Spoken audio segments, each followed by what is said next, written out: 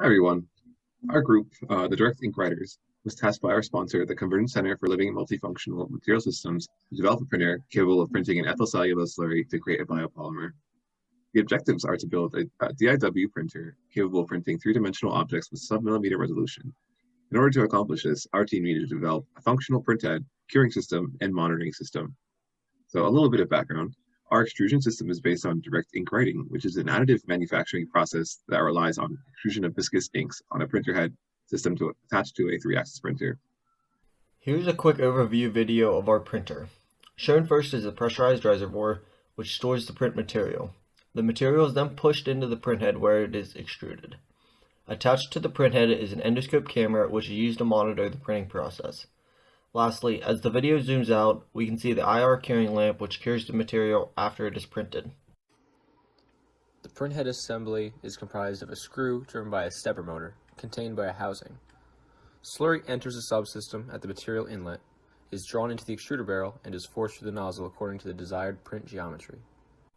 The material reservoir is pressurized with compressed air from the lab.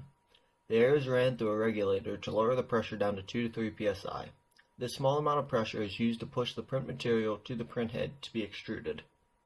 To print multiple layers, each layer must be cured first. To do this, we created G-codes to move the print bed after each layer to allow for curing. The curing system contains an infrared lamp that will heat up the slurry to help the solvent evaporate and finally cure the print. For the camera monitoring system, we purchased an endoscopic camera capable of recording in 1080p resolution and 30 frames per second. To hold this camera, we designed a camera mount at a 15-degree angle, which attaches to the printhead via a T-channel clip for easy interchangeability. This video shows the perspective of the endoscopic camera during an actual print from the 15-degree camera mount.